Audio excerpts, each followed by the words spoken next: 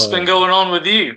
Not much, man. Just busy. Fun Yeah. busy, normal busy, stressful busy, but it's a good time of the year. Yeah. Busy time of the year. Yeah, it is. The It's always spring. fun though, the springtime and you kind of shift. Once you get past Christmas, it's always like, all right, I'm ready for the warm, I'm ready for the spring.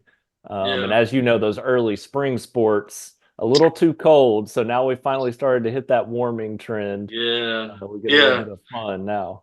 Yeah. I've sat on many a cold bleacher and in February, March, and even the first week of April and wondered what am I doing Yeah. here?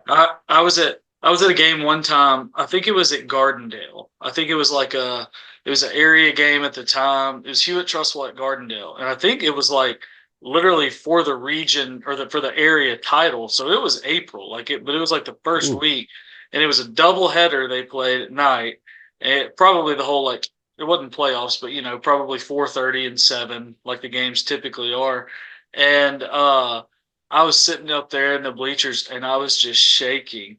And I don't remember who the family was, but they were prepared. I was not. I've just got my laptop, my notebook, my pen, my recorder, our essentials. And they had those like little personal heaters, you know, Yep. and they were like, "You want to come like It felt bad sit enough for you. warm up for a minute?" I was like, "Yes, please." So I got to warm up at one of those. So if our son plays sports in his future, that will be in the Amazon cart immediately. Yeah. Yeah, I know. I Yeah. remember one of the first spring sporting events I covered. I wore shorts because it was perfect during the day. It was probably Yeah. 70, 75 degrees that day, sunny, and game started while the sun was still up. Soon as that sun went down, our photographer was joking with me before I got there. Make sure you bring a hoodie tonight and some Yeah. pants. I was like, I'm gonna be good. And then sure enough, as soon as that sun went down, I was sitting there just shivering and shaking the Yeah. whole time. And I know it Did, was a soccer game at Oak Mountain. I remember that much about it. okay. Yeah. Dennis Victory will see this and will Yeah. call us both sissies and laugh at us. Yes. More That power man, to him. He deserves it. yeah, that man is wears shorts no matter what the temperature is. Yeah. How different has this spring been for you? Because now you helped me with the timeline, but I know it was like 2016, 2017. You were kind of started with the Shelby County Newspapers Incorporated as reporter. You've been sports editor. You've worn all the hats. Managing editor. Then what you moved 2 years ago into the GM role, and then what? Was it this past December? You're now president and publisher. Yep, that's right. Yeah. So it's been a fun Wow. little ride. Wow, Feels about Mr. like President.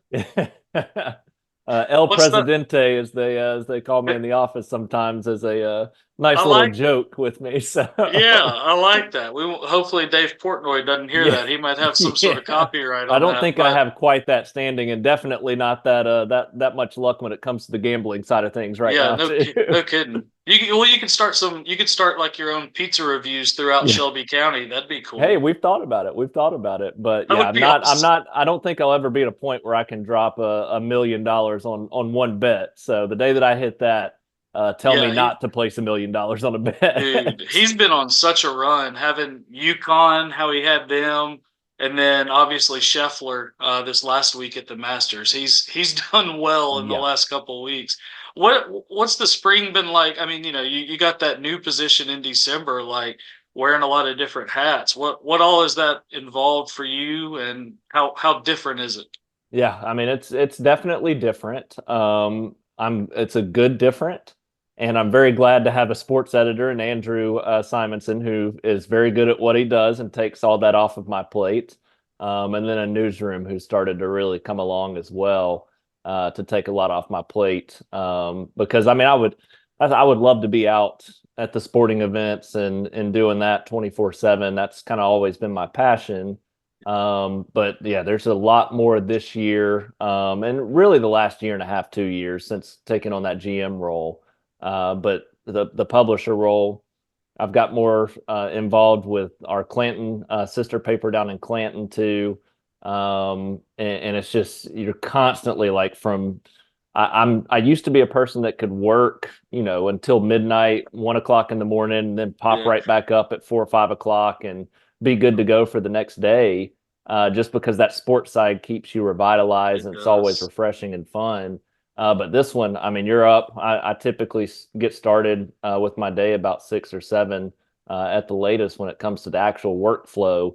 And then from that Yeah, point to the end of the workday, like you're just constantly decision making and putting out yeah, fires and different things. And by the time the day ends, you're done. You're exhausted. yeah, And so I want to try to get out to as many sporting events as I can, just from the standpoint of it refreshes you a little bit. yeah. But it's just tough to really say, okay, I can go spend, 2 to 3 hours out covering a sporting event tonight and give it my all and be fully focused. So that's been the biggest shift, and me being okay saying that I don't have to go to that event tonight, Right. which is very tough to do. But Yeah, having that faith in Andrew and some of the others really helps me feel a little bit more comfortable in doing so, because I know they're still going to get that same level of coverage that they should and that they deserve. But now we're nearing playoff time, and you can bet I'll be out covering some baseball and soccer playoffs here over the yeah. next month and a half. We got the region's tradition coming up too. Sure. Yeah. Graduations, I'll be helping with some of that coverage too. So Okay. it's always a fun time of year, a busy time of year, and just getting to see the different hats I get to wear now is Yeah. it's a lot of fun. Yeah.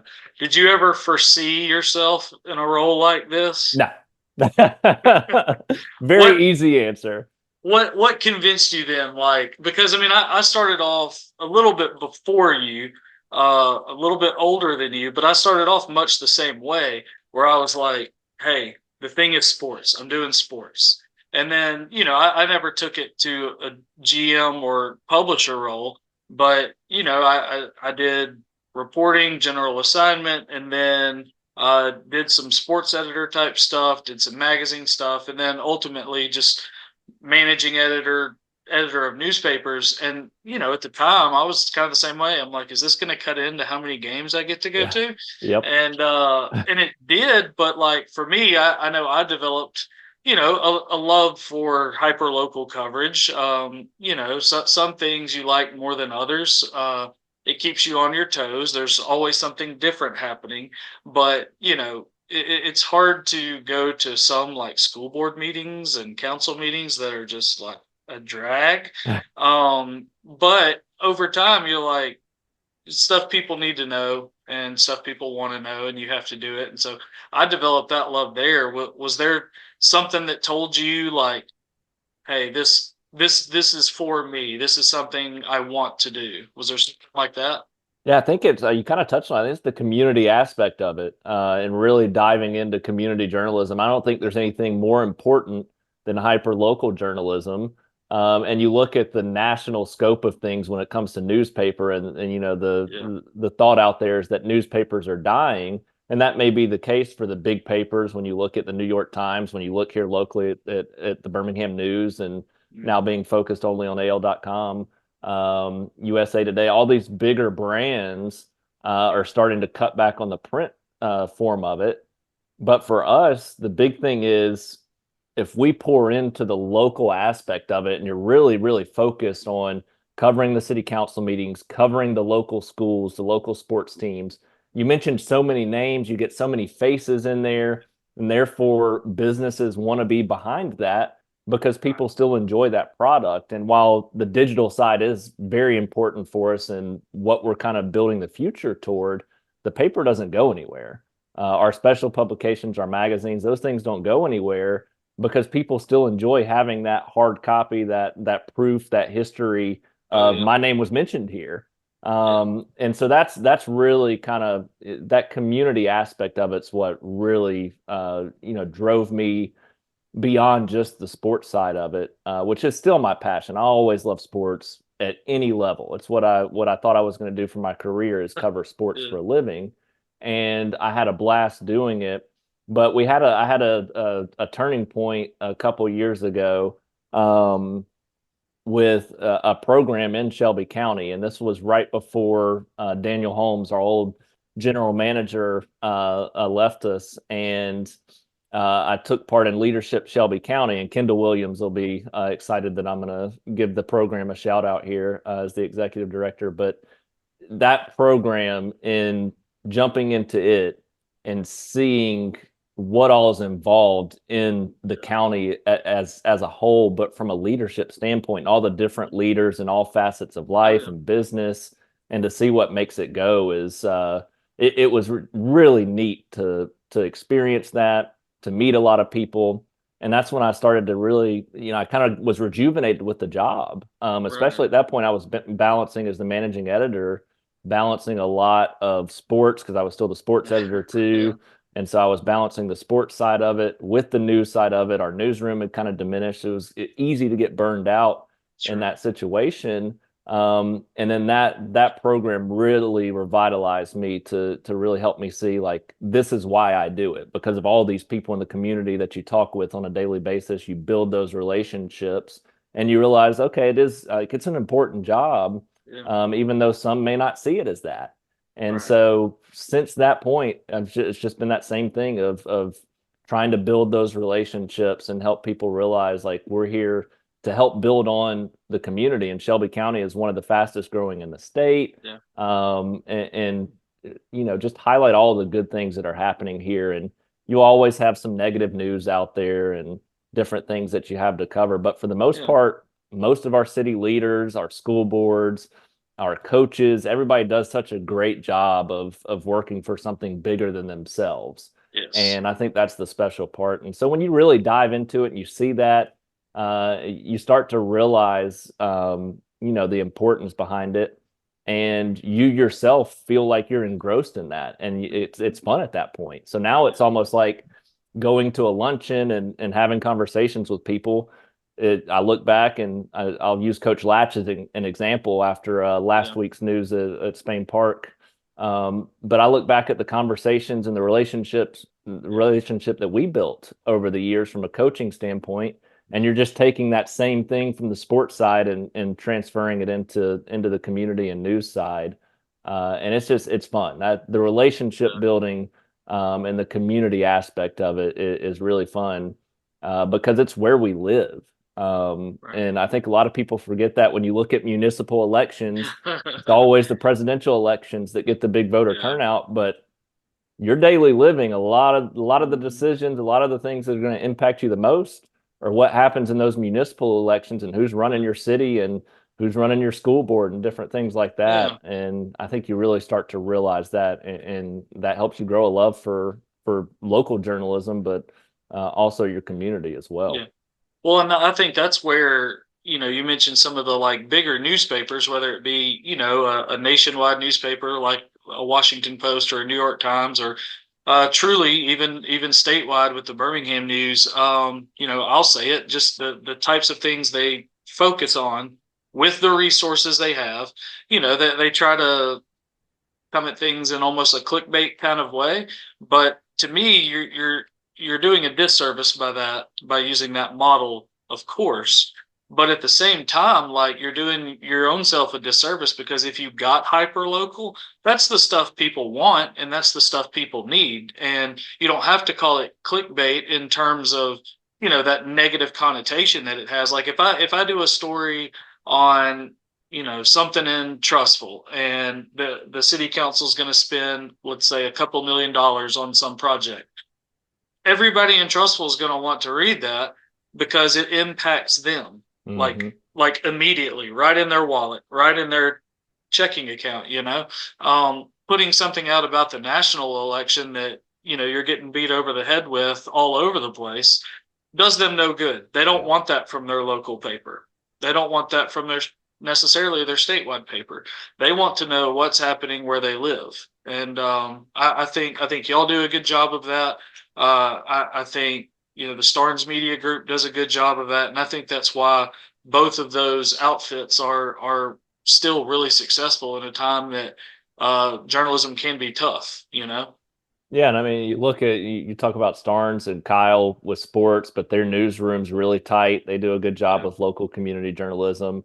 And even if you look into the modern era, as much as I consider them a competitor and don't like some of the things that they do, Beham now is really, oh, really yeah, stepping up their game with different yeah. stuff. That's true. And they're tied for the most part to this point. We'll see as they continue to grow what happens with it, but for the most part, tied completely to Birmingham content. Yeah, And that it works. I mean, it's hyper local to that area, and people live here. They're going to want to go yeah, to these restaurants and to these different things that you're highlighting. And yeah, I think that's the biggest part of all of it. But yeah, I think starting in the sports side, and Baker Ellis was the sports editor when I first started. He did a good job of training me, introduced me to Kyle, and then kind of building that relationship with you and him and some of these other guys around the area, some of which have gone on to other things. But even, I mean, I think we all know Scott Forrester, who's done some big things with obviously previously with TV and now with the next round, and seeing him at all those events previously, miss seeing him around. yeah. And Me so too. you build all these relationships from that local journalism aspect, and we all knew what was important in our jobs, and you carry that into every facet of life that you live. Yeah, And it just, I think it's better for the communities that we do live in too. So yeah, yeah, it's a lot of fun. I mean, it's a lot of fun. It's a lot of work. And I don't yeah, get to do as much covering now as I would like probably. But that makes my weekends and weeknights a little better. It just makes the work yeah, days a little bit more stressful at yeah, times. So a little bit yeah, more pressure on me, but yeah. overall, it's a lot of fun. Yeah. Funny enough, I was actually I was texting in a group thread with Forrester and Kyle just a bit ago because I mean we're recording this, several days before it'll post, but we were talking about Rylan Griffin transferring from Yeah. putting his name in the portal. By the time this comes out, maybe his landing place will be known, but it seems to be conventional wisdom says Kansas, and you just continue to hear Kansas. And I said something in the next round chat about. I'm just gonna pull it up. I'm not gonna show it on the screen, but I'll pull it up. Okay. Like I just said something like, Kansas obviously the better blue blood option, but is that the better option like right now, like Yeah. for next season? And naturally, Scott and Kyle, Auburn fans, naturally, um, they got on me a little bit about that. They're like, "Hey, it's Kansas. Like you're Yeah. talking about Alabama," and I get there's some Hey, bias one there of on them my. was in the Final Four this year. I'm just saying. Yeah, and that's what I'm saying is like it obviously becomes to me, outsider looking in. I think almost all these transfers these days are going to end up an NIL transfer, right? Like Yep. short of people like Grant Nelson who comes from some lesser program or an Aaron Estrada from Hofstra. Those moves make sense. But like if you're going to start leaving like Caleb Downs in football, like you're going to start leaving in Alabama that was you won the SEC, you won every award you could win as a freshman, and you just go to Ohio State. That's just a money move. That's not trying to win a championship. You were at Alabama. It'd be the same thing if Carson Beck transferred to Michigan or something like that. But I just tried to make that point that like yeah we've made Alabama's made the Sweet 16 three of the last 4 years. Made its first Final Four this year. I get Kansas is a blue blood. I get that they won it all in 2022, but they haven't made it past the Sweet 16 the last 2 years. And historically, under Bill Self, I mean, it's Kansas. They're going to have excellent players.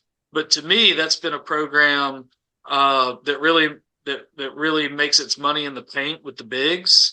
And a guy like Yeah. Riley Griffin playing in that Nate Oates system, I don't know that you made a better move for your actual basketball abilities, but I mean, you can't go wrong in Alabama or Kansas.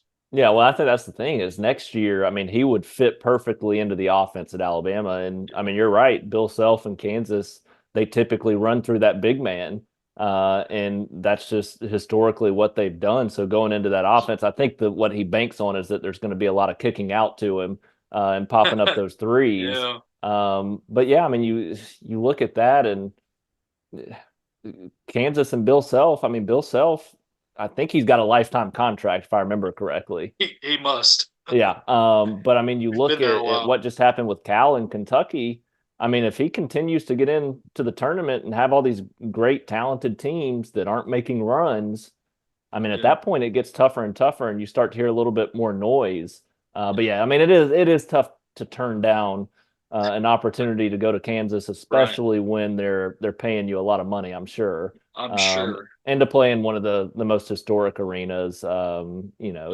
It's tough. As Alabama fans, we look at it and say Alabama's got just about everybody back next year. They're going to bring in a Yeah. couple of transfers. There's a good Mhm. chance they end up as the favorite to win a championship. And I mean, you look at Nick Saban retiring. This is a big reason why he retired. Is it wasn't, hey, we just lost in overtime to Michigan. We should have won the game in regulation. We're hungry. Let's get back to work and win a championship. It's how much money can you pay me? And I Yeah. think for this Alabama Final Four team, they made history, but it has to end with a little bit of heartbreak. You should be hungry and determined and motivated just to Yes. come back and play for that. And you're still going to make a little bit of money, maybe not as much as you make at Kansas Right. or another big blue blood university, Duke, whatever it may be. But that hunger and motivation should be something, especially with a most likely a guaranteed starting spot, should be Yeah. something that drives you to come back and want to help Alabama Yeah. redeem that and chase down a championship. And I mean, you look at Caden Proctor and what he did. Um, I, Again yeah, today. I mean, it's just crazy. It's just unbelievable to see the state that we're in when it comes to Yeah. college athletics.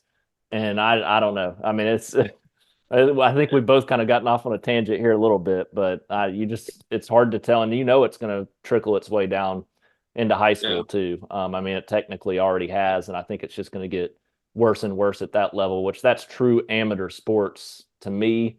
I hate Yeah. to see that kind of stuff happen. I really do think the high Hmm. school sports is about preparing young men for better futures because most of Yes. them are not going to get those opportunities to go on Right.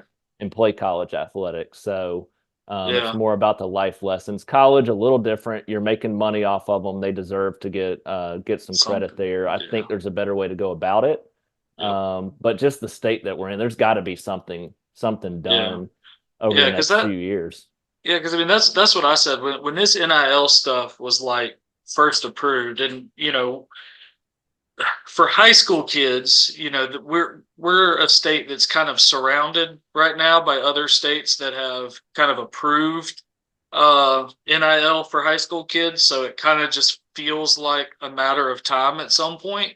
Um, we also don't have gambling in Alabama, so maybe not. I don't know, but like when NIL first started, like I remember a kid uh, at Hewitt Trustful, Pierce Quick, that signed with Yeah. Alabama, started there, and then moved on to Georgia Tech.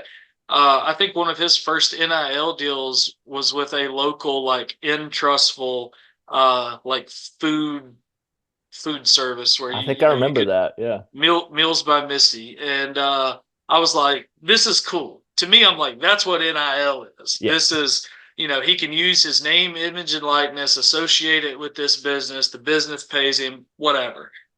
Not this like collective thing where you're trying to get as much money in a big pot as possible so that you can basically recruit with a big bag of money.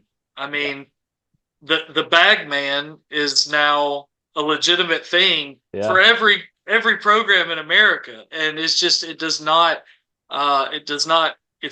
what it intended to be. I don't think if this is what it intended to be, they did a really horrible job of rolling it out and limiting the chaos. But it feels like something that there was so much pressure to past something that maybe not all the I's were dotted and T's crossed, and everybody found. I mean, these people are always going to find the loopholes, the gray and the black and white, and all that. And now we've got an absolute mess. Yeah.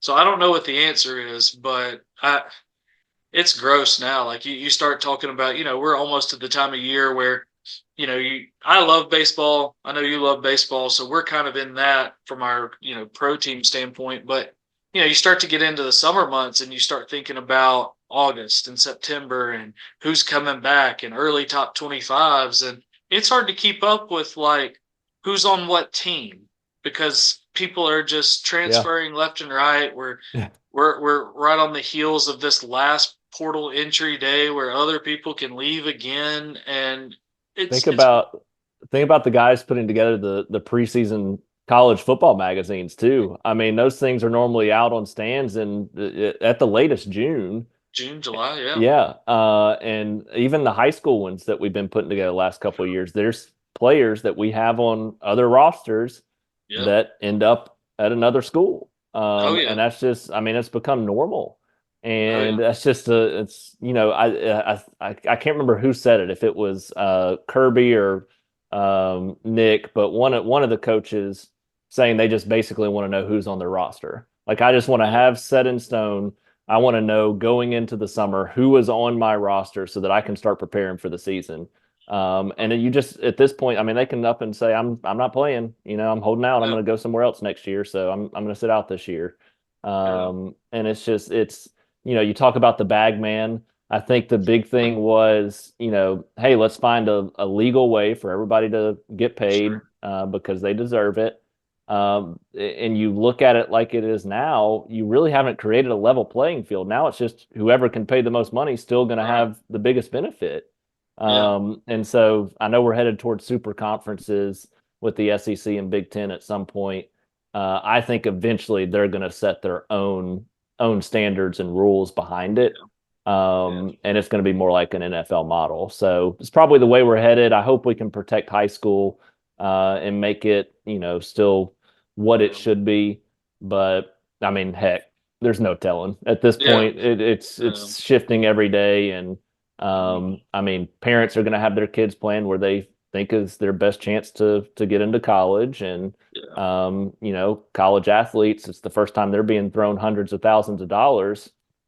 I mean, yeah. I probably would have taken a few $100,000 to go somewhere else too. Yeah, So yeah, that exactly. I mean, I don't know, especially at the high school level. Like I know it's not in Alabama yet. That seems like something that has to happen down the road. If everybody else is doing it, eventually yep, you'll join in. But that scares me for the product that we cover so much. Just like it's already affected them, from the college down, with the portal because these coaches are so stuck in the portal, recruiting the portal that you're missing guys at the high school level. Like not necessarily guys like a Jalen Mbakwe from Clay Chalkville, who's a 5-star guy. Probably not necessarily like eventually like Garrett, forget the last name, Weatherington at Briarwood, who's yeah, becoming an up and coming, he yep, just got an offer from Notre Dame. Guys like that are going to certainly find a place, but some of these guys who might could get a Kentucky offer if they got a look, guys who might could get an Arkansas State offer, kind of that, not Power Five like top level, but some of those lower levels and into maybe into D2 and that kind of thing, they're going to get missed. They're already being missed, and I hate that. yeah, I liked when you would see these guys get tons of offers roll in after junior summer and stuff like that. And now it's just all about the portal, and it's just I don't know. I'm coming off very old man yells at cloud, but um, maybe that's what I am on this topic, and I'm fine with that because I miss the purity that seems to be slipping away little by little at the level that we cover the most. yeah. I agree. I mean, it's fun to watch a team bond together, build their relationships, and grow into what they are at the end of the season. And there's Yeah, road bumps along the way, and they grow stronger from that. They learn yeah, life lessons from that. And I think that's the biggest key to me when you look at amateur sports, but in particular the high school level. It is really you're still teaching. You're teaching them. They're yeah, still learning. They're not adults yet. It's their chance to really learn and grow into what's going to set them up for a sustainable future. And for a lot of them, you mentioned right, the scholarship side of it, or getting to go play college sports. A lot of them that's their best chance to go to college too. Yeah, Is to have that scholarship. And you start cutting that out because high school recruiting is just not as strong unless you are 3, 4, and 5 stars. You're just not going to get those opportunities, and you hate to see that for some of the kids that are really deserving. So I think the HSA is obviously at a turning point in their future and their leadership. We'll see what they end up doing. We'll see what the state does from a legislative standpoint. But there's going to be some changes in the near future, I'm sure.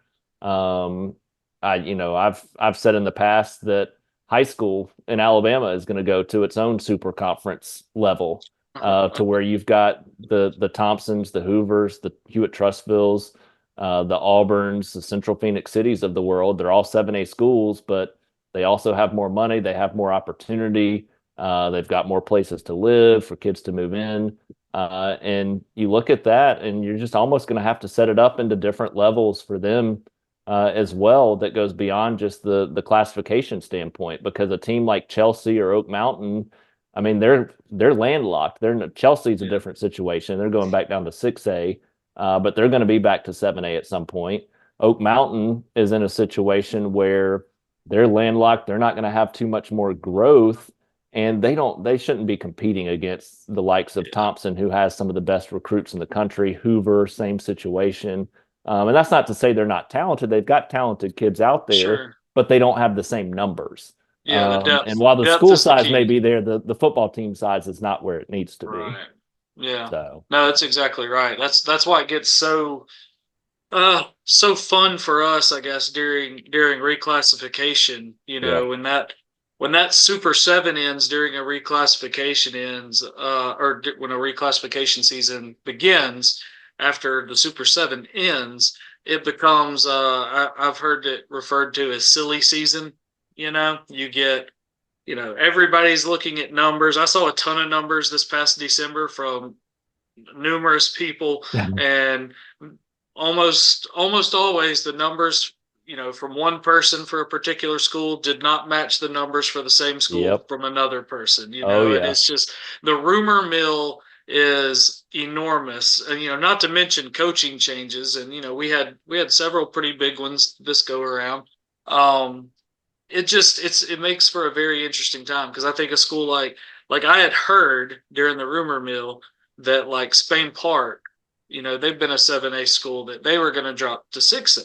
And my gut reaction was like, what? No way. yeah. And then I start talking and, looking at some, rumored numbers and stuff. And I'm like, I think they might, if this happens, and this happens, I think they might drop and be one of the biggest 6A schools. And it happened. Yeah. And lo and behold, I mean, in 2 years, we probably be talking about Spain Park coming right back up. Yeah. But hey, for that school in particular, what a time to drop. I mean, you get that quarterback, Brock Bradley's back, so his last 2 years are going to be at the 6A level. They returned some skill guys. Coach Vikakis out there is doing a really good job. So that in particular might be a school that really benefits the next 2 years and has a lot of success on the Yeah, field. I mean, they should compete for an area championship and possibly a state championship in 6A. And 6A is Yeah. deep and tough, but Yeah. with a quarterback at the high school level, if you've got a couple of receivers, which I think they're going to be in decent shape there this year, Yeah. I mean, that puts your offense in really good shape to have some Mhm. success. So, yeah, I mean, as soon as they dropped down, that was my first thought, was this team can make a run Yeah. this year. They were Yeah. already showing those steps to improving this past year, and Mhm. I know some kids have moved away at different times and things like that, which Coach Vikakis is not always happy about. But Yeah. there's some Well, they're progress there. yeah. Well, they're heading to one school in particular. Yeah, yes, they are. Yes, they are. However that works out, I don't know. I don't make the rules. I don't really even read the rules much. I just see that kids leave and they go certain places. But it's apparently the era we're in. But that'll be, I don't know. Who do you like? It's early, but like from your coverage area, who Ooh. do you kind of look at? Like, I mean, obviously a Thompson, but like who interests you? Like how last year ended, what some teams are bringing back, new coaches, that kind of thing. who kind of has your eye this fall? Is it too Oh early to man. ask that? I wouldn't say too early. I mean, Thompson is, like you said, the obvious one. They're going to be loaded. I It's hard to say that they're not going to be the favorite. I Yeah, think that because they return everybody this year, pretty much, they should be in really good shape when it yeah, comes to 7A. But I look at some of the teams that have moved down, and even one that stayed put. You look at Spain Park going down to 6A, like we just talked yeah, about. They're going to have a really good chance. Chelsea going back down to 6A. They're going to have some pieces fit in. They've lost their quarterback as well, to Hoover. And so, you look at that though, but going back down to 6A, going to have a chance doing some improvements yeah, to their stadium. But Briarwood is the one going down to 5A. yeah. I mean, if they had been in 5A the last few years, I think they win at least one state championship. No doubt. Yeah, I think in Shelby County, that's going to be a team that you really keep an eye on. Um, and then looking across the board at some of the others and what we're going to have this season, Montevallo is going to have a new coach. Be interesting to see. I think they've always been a team that has had that potential to make a deep run at the 4A level. There's too much talent. It's too fast growing of an area. I think they're going to have chances. Vincent for us going to have some key pieces to replace. I think Pelham, could be pretty good overall this year. So it's going to be a lot of teams that are right on that line of are they going to do what it takes to kind of get to that next level for us this year, and it's just going to take a lot of work as we go through the spring, but especially over the summer and workouts and everything. But staying healthy. I mean, at the high school level, that's going to Yeah. be a big Oh, key at any level. And I think every team this year it feels a lot more balanced than it's been in the past yeah, for what we've yeah, got. And as I look into it a little bit more as we start to work on the football magazine and things of that note, I'll probably get a little better feel of where like that sure. happens every year. I'm like, okay, these are our teams. Everybody's kind of run of the Yeah, mill. And then I start to put together the magazine. I'm like, this team's got like 15 seniors coming back that all played last year. They're going to be really yeah, good. right. And somehow Helena always seems to have that. I don't understand it, but Man, and yeah, they were the one that yeah, one of the most talked about. It seems like a lot of the silly season rumor mill, um, everybody that talked about it always brought up two teams and two teams that are in your coverage area.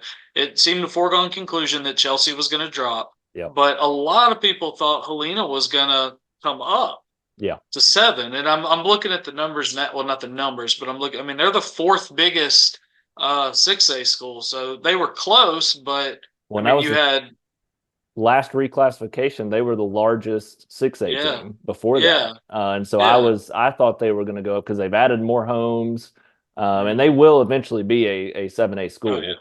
yeah, But yeah, I thought they were going up. And when Spain Park dropped down, and Helena to stay in 6A, yeah, it surprised me. It surprised me a little yeah. bit. I thought they were going to But be that one that might sneak up into 7A. Kalira is going to get there one day too. And that program, it's been unfortunate to see everything that's happened with them the sure, last few years. They just can't keep a coach consistently. yeah, I'm hoping they can. Somebody's going to hit a gold mine there because one hmm day that place is the most primed it's for got future talent growth. There's and growth. already a Yeah, ton of athletes there. So if you get a hmm coach in there who can build it and they have some patience with them and let him stay around for a while, that's going to be the next one that really explodes to me. That's kind of the yeah, the Thompson there. If they can keep players from moving up to Thompson and keep them in Calera, you'll probably have some from Montevallo that sneak over as well. It's a gold mine to me, and Chelsea can be that way too. yeah, But I just keep hearing Montevallo and Calera both, the young guys, elementary, middle mm, school, that in those two cities of Montevallo and Calera, the athletes are ridiculous. And wow, so, yeah, I mean, it's Calera's problem the last several years is that they've got a huge freshman class. The athletes are unbelievable, but they hmm just don't make it to seniors. They move off or they just quit playing or whatever it may be. mm, So if they can get that right head coach in there, Yeah. That's a school that could really explode at Mm. some point in the next 10 years, I think, and Wow. be that power. It's going to take some time and some patience, but Yeah. there's a lot of possibilities there. And Chelsea's going to be that way one day too. It's just a matter of Yeah. when they're going to grow the right way.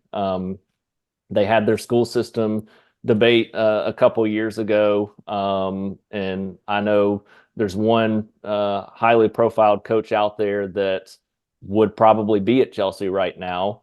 Um, if they were spending a lot of money on sports in the schools, and if they probably had their own school system, and there's no telling where that may go in the next 10 years. Similar to Calera is probably going to. They're already trying to do their own school system this year. Yeah. And so you do that, and I love Shelby County schools. I love Shelby County schools, but when you've got all that funding going individually to your school system, Yeah. academics is Yeah. important. My wife's a teacher, but a lot of that money, as we know, I'm just the don't shoot the messenger. There A you go. lot of that money is going to athletics and facilities Yes. and stuff like that to help Yeah. showcase your school, because Oh yeah. a lot of what convinces people to move into a place like Thompson or Chelsea or whatever it may be is because they're going to have upgraded facilities. They're going to have a nice Yeah. brand new school. And so when you put that money into it, that's when people really flood to that area.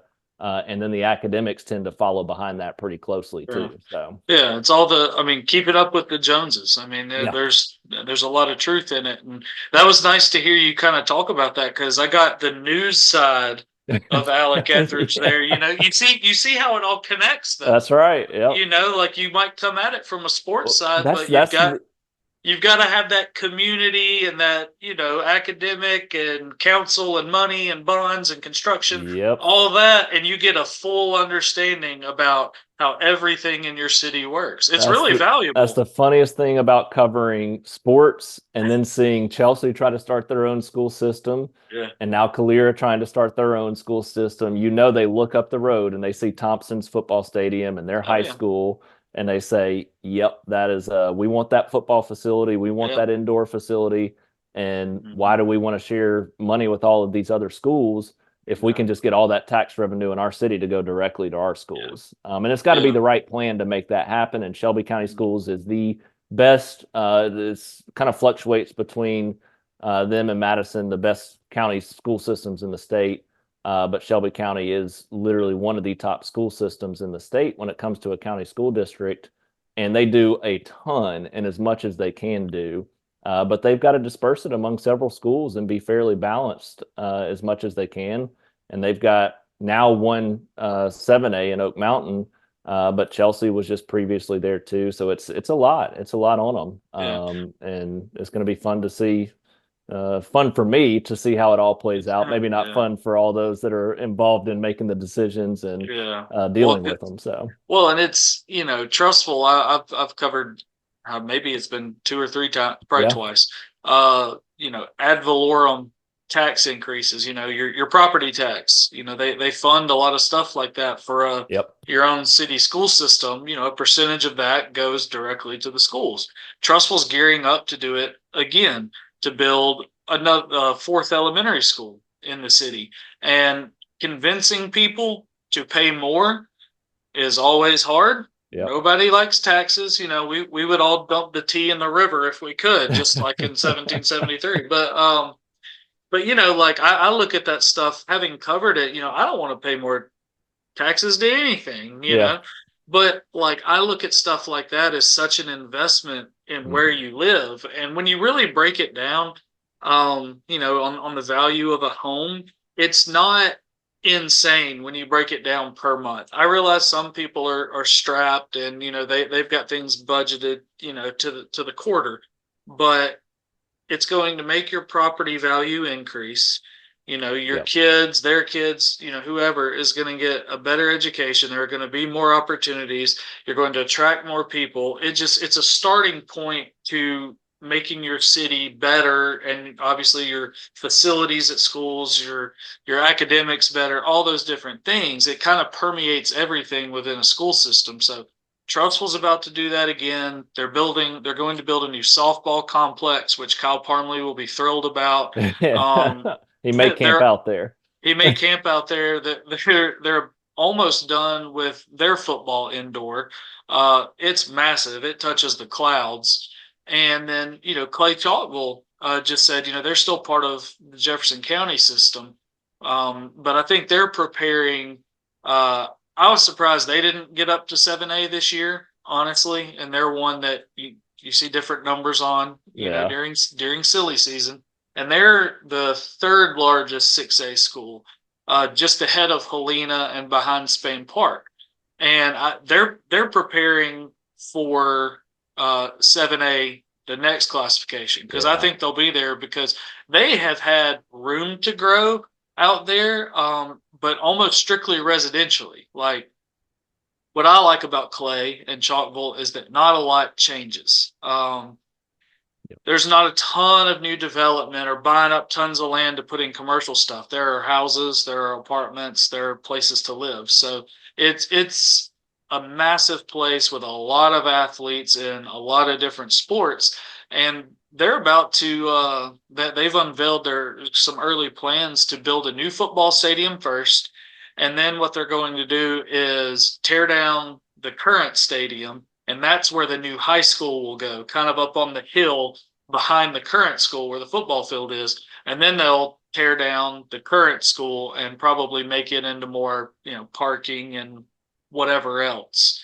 That school only opened in 1996, but it was, I don't know if you've ever been there. That's a little out of your coverage area, but that school was built for the state of Florida, but it was stuck in Alabama. It was built in the wrong place. But and their bleachers that are still there, their home side bleachers came from Shades Valley High School in the 90s. So wow.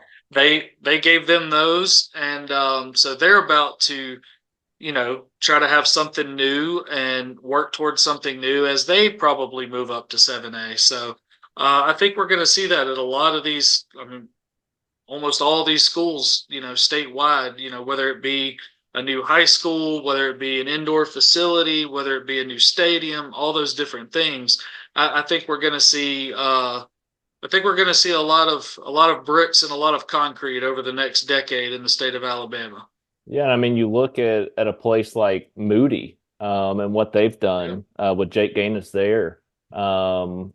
It all started when he took that job because they told him, like, we're going to put money into this program, into this facility, and they had just passed a tax in the city, even though they're a part of a county school system, that tax is going to directly fund everything with the schools. We're going to build new schools. We're going to build new athletic facilities, and quickly got the football stadium set up and are continuing to add on to that. And that's similar. Like that, you look at Chelsea, they're trying to find ways to get more from a tax standpoint that doesn't impose a property tax, as one of the few cities in the county that doesn't have a property tax. And so they're trying to find different ways so they don't have to escape from Shelby County schools. And there's ways you can do that. But Moody's the prime example. I mean, they've poured into that, and you've seen that success kind of follow, especially with the football program. And I think it's going to continue with other programs growing in the future as well there, because you start to pour the money into the schools. All of a sudden, teachers want to be a part of it. The kids, their energy is just a little bit different going into a new school building. Their focus may be a little bit better. It all starts to build from that. And it's like everything. Teachers do need more money. The schools need more money. Everything in a school, like life, you got to spend money to make money. And for the success, you've got to spend the money to be successful. And the ones who have that money to spend are typically going to be the most successful. And at times that's disappointing for others. And it's not always fair and balanced, but at the same time, they've got those resources, and they're doing what they should, I think, with those resources. And so it's going to be fun to watch some of these different schools, but especially in the Birmingham metro area, the growth that they have and the facilities that they're able to build on over the next several years. You talk about Clay, and the growth that's coming there, and that portion of the Birmingham metro area. Gardendale, I think, still going to continue to grow as well up north. But right here in Shelby County, I mean, it's one of the fastest growing counties in the state. Chelsea and Calera, two of the fastest growing cities in the state. That's eventually going to leak into Montevallo and out toward Vincent and other areas Yeah. too. And it's just going to continue to expand.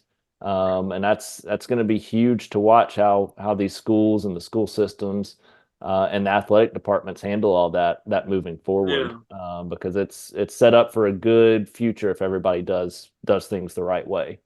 Yeah. No, I like that. Well, let's end with that. Look at that. Two sports guys who don't have to stick to sports. You know, Yeah, I know, right?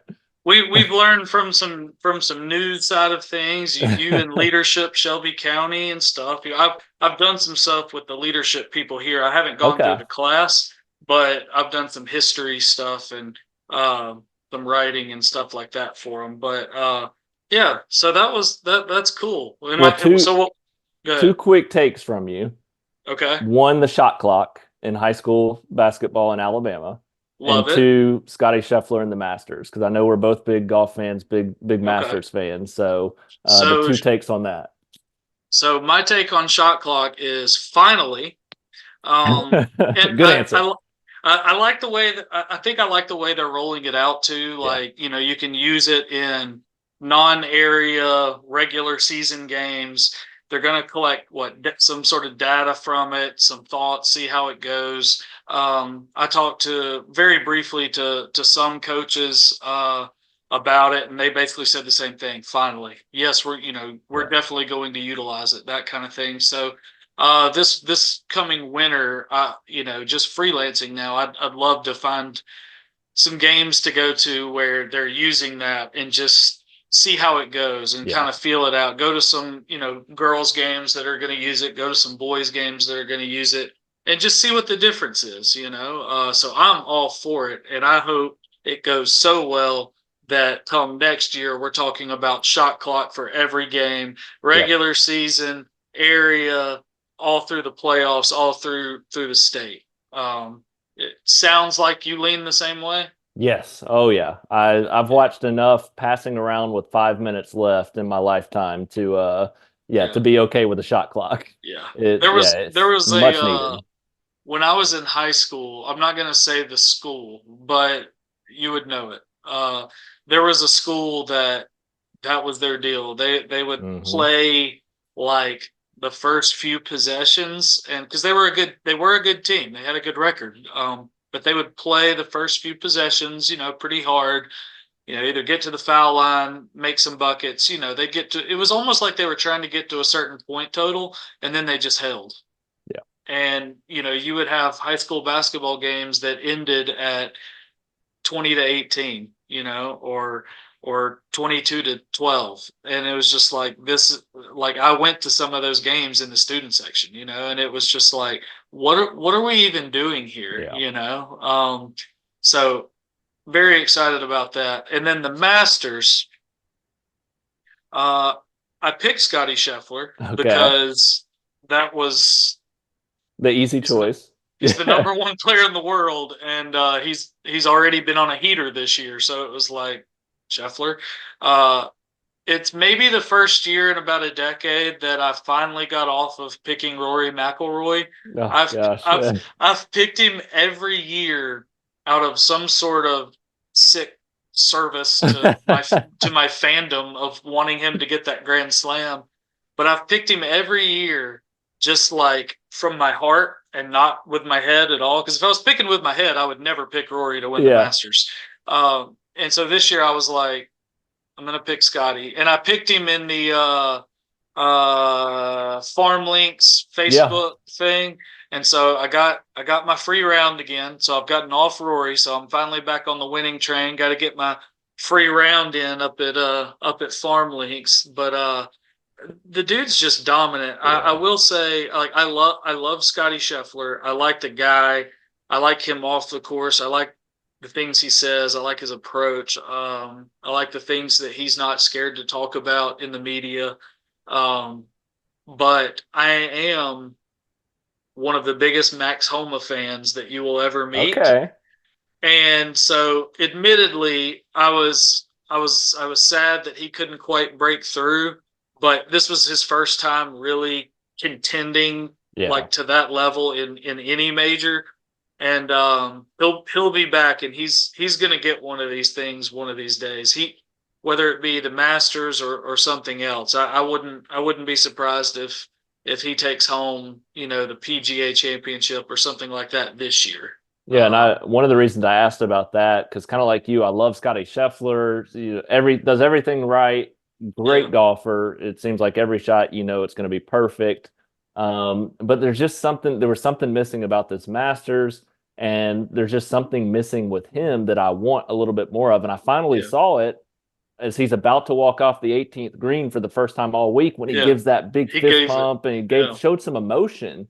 And that's why yep, everybody loved Tiger so much is after every big shot or every big putt that he makes, you right. get that fist pump and you feel like you're Yeah, part of that run with yes. him.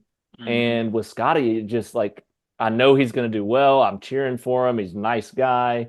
Yeah, But you just miss that little bit of emotion that I yeah, think you give a couple of fist pump there on the back nine, like you just won the Masters. It's right. going to get us a little bit more involved Yeah, with it, and it led to me it was a lack of roars throughout the yeah, tournament. And that's what Augusta's known for on Sunday at the Masters, yeah, even Saturday at the Masters. yeah. Well, and And that, I think a lot of it was the difficulty of the greens basically being yeah, brown, yeah. but Well, it and just missed it a little bit. it speaks to just how good he is. Like, I can't remember who said it. It might have been Dan Rappaport at Barstool or something that said that back nine. I think he made what did he birdie eight maybe on Sunday, and just said Scotty Yeah. Scheffler just sucked the air out of the tournament. I Yep. mean, because there was a point there where some guys struggling with the conditions, struggling probably just with the nerves. You're heading into a back nine, you're heading into Amen Corner on Sunday, trying to chase down or stick with the best player in the world.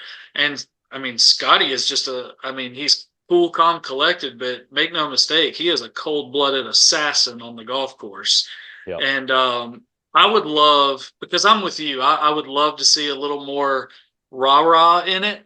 It makes for a better viewing experience. But I would love, like me and you are both reporter types. I would love to sit down with him and him peel back the curtain and really go into his mindset Yeah. and things he reads and psychology type stuff. And if he does the mental coach thing, like a Wyndham Clark has talked about, because I mean, he talked about Sunday how, I mean, if you go back and watch, he talks about it after coming up 18. He was like, I mean, he's got a 4-shot lead coming up 18. He knows he's probably got it, even though he wasn't scoreboard watching, but I'm sure he had some Yeah. idea that I've got this.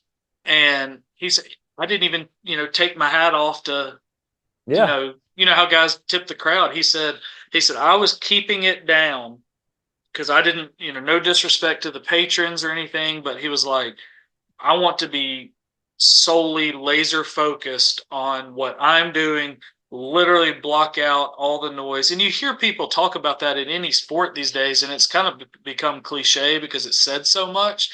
But that tournament in particular, that back nine in particular, I've never seen somebody live it out that like to that extent, Yeah. especially in golf, where like it's the gentleman's game, and people are surrounding 18, they're cheering for him, and he's just got this hat pulled over his eyebrows, and he's just looking at the grass as he walks up. I've never seen that Well, level of focus. it's almost like if he would have pulled the Tiger chip in on 16, he would have just walked up and picked the ball out of the hole and gone on to the next one and shown no celebration Yeah, there. exactly, Which is, I mean, it's exactly. unbelievable. It really is to see that mentality. I Yeah, want the emotion for him.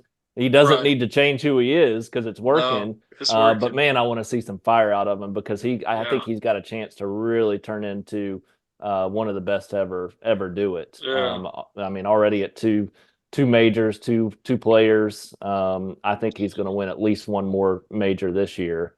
yeah. I Yeah, mean, it almost feels like, because we've had since Tiger's been kind of in and out of golf the last really like 15 years or so. There's been so much like parity, like yeah, when guys have gone on a run, they haven't necessarily maintained it. Like you had Rory win his 4 pretty quick. Brooks went on a run, Spieth went on a run where they're getting 3 and 4.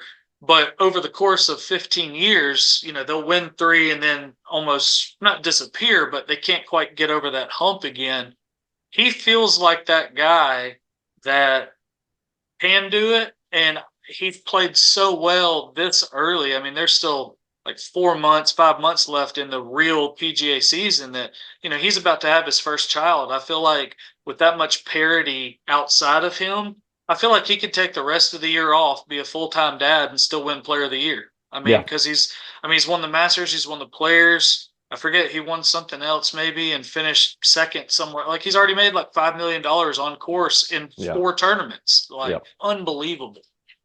Yeah, it's crazy to see. I'm excited to see what he can accomplish, and I think with his mentality, he's going to be in good shape. I do think it'll be interesting to see how he was asked about it yesterday. Or after the final round, about having a kid and if that's going to take any of his focus away. And he said, absolutely not. It'll be different. Golf will be like the 3rd or 4th thing in my life now. But I'm still going to be just as competitive. So it's not going to change very much. So it'll be interesting to see how it pans out. But I think Max plays with a lot of emotion, and is going to be fun to watch as well. So I'll be excited to see what he can do. Hopefully we can get Jordan Spieth and Justin Thomas and Rory and all those guys back on top of their game. You pair that with, Schauffele and Morikawa and Zalatoris and all these other young guns. I mean, it's set up for success until Liv offers them, $500-600 million. Yeah. That's a story for another day. That stuff's crazy. But it's a weird time for golf, but as someone who's watched PGA for forever, just because I'm a golf guy, I love golf. It's the most compelling that it's been. Like the people that say it's boring, like, I get you don't want to sit there 6 hours on a Sunday and watch it on TV, but there's a huge contingent of people that will and find a lot of intrigue in it. And I think if we get all these guys that you just mentioned playing, like if all those guys can at least make the cut at majors like this, it makes for just an absolutely incredible weekend. So looking forward to PGA, US Open, and the Open Championship. So you got 2 right here that'll be watching. That's it. All right. Well, am I going to see you on a sideline this fall, or you certainly will? I'll be out there. Hopefully, you'll never get me off, and no matter where I am, if it's 20 years from now, and who knows where life's taking me, but I'll find a sideline. You don't have to worry about that when it comes to Friday night. So that sounds good. We will be out there. Sounds good. Hopefully at Briarwood or Oak Mountain, somewhere like that. I'll see you out there this fall. Typically so. I can't wait. Sounds good. I appreciate you doing this, Alec. All right. Thank you. See you later. Bye.